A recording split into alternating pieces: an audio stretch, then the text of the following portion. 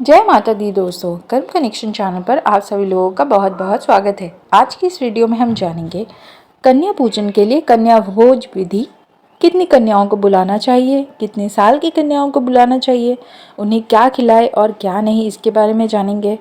उन्हें विदाई के समय क्या दे और क्या महत्व है कन्याओं को घर बुलाने का, और कन्या पूजन के पीछे जो कथा है उसके बारे में भी हम जानेंगे। आइए अब जानते हैं पहले कन्या पूजन की विधि। कन्या भोज के पहले कन्या पूजन किया जाता है। इस दिन कम से कम 9 कन्याओं को आमंत्रित करें। धार्मिक मान्यता के अनुसार 2 से 10 वर्ष की आयु की कन्या कुमारी पूजा के लिए उपयुक्त होती है। सभी कन्याओं को कुश के आसन पर या फिर लकड़ी के पाट पर बैठाकर उनके पैरों को पानी या फिर दूध से धोए। फिर पैर धोने के बाद उनके पैरों को पोंछे और फिर पैरों में महावर लगाकर उनका श्रृंगार करें और फिर उनके माथे पर अक्षत, फूल और कुमकुम का तिलक लगाकर उनकी पूजा और आरती करें। इसके बाद सभी कन्याओं को भोजन कराएं। भोजन में आपको देना है पूड़ी, खीर, हलवा और काले चने की सब्जी। 9 कन्याओं के साथ आपको एक लंगुरिया भी चाहिए, मतलब कि एक छोटा लड़का, जिन्हें बटुक भैरव के नाम से बोला जाता है। तो 9 कन्याओं के साथ एक बटुक भी होता है।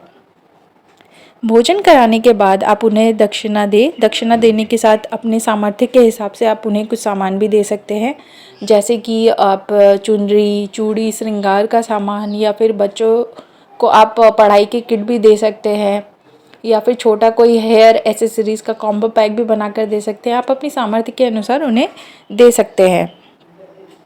ये सब कुछ करने के बाद विदाई के समय आप उनके हाथों में मौली बांधकर गिफ्ट, दक्षिणा आदि देकर उनका आशीर्वाद लिया जाता है और फिर उन्हें विदा किया जाता है। कुमारी पूजा में ये बालिकाएं देवी दुर्गा के विभिन्न रूपों को दर्शाती है। कुमारिका, त्रिमूर्ति, कल्याणी, रोहिणी, काली, चंडिका, शांभवी, दुर्गा और भद्रा। कन्याओं की आयु 10 साल से ज़्यादा नहीं होनी चाहिए। अब हम जानते हैं कि किस साल की कन्या को पूजने से क्या प्राप्त होता है। 3 साल की त्रिमूर्ति को पूजने से धान्य, 4 साल की कल्याणी को पूजने से सुख, 5 साल की रोहिणी को पूजने से सफलता, 6 साल की कालिका को पूजने से यश, 7 साल की चंडिका को पूजने से समृद्धि, 8 साल की शांभवी को पूजने से पराक्रम और 9 साल की दुर्गा को पूजने से वैभव और 10 साल की कन्या सुभद्रा को पूजने से सौभाग्य की प्राप्ति होती है। अब हम जानते हैं कि कन्या पूजा और भोज कथा की कथा क्या है।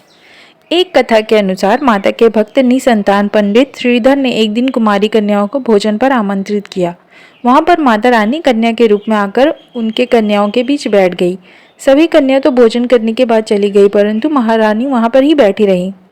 उन्होंने पंडित श्रीधर से कहा कि तुम एक भंडारा रखो, भंडारे में पूरे गांव को आमंत्रित करो। इस भंडारे में भैरवनाथ भी आया और वहीं से उसके अंत का प्रारंभ भी हुआ। अब हम जानते हैं कि कन्या पूजन का क्या है महत्व।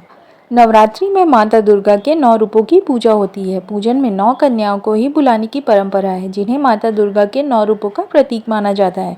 इसके साथ ही एक बटुक भी कन्याओं के साथ होना चाहिए, जो भैरव का रूप माना जाता है।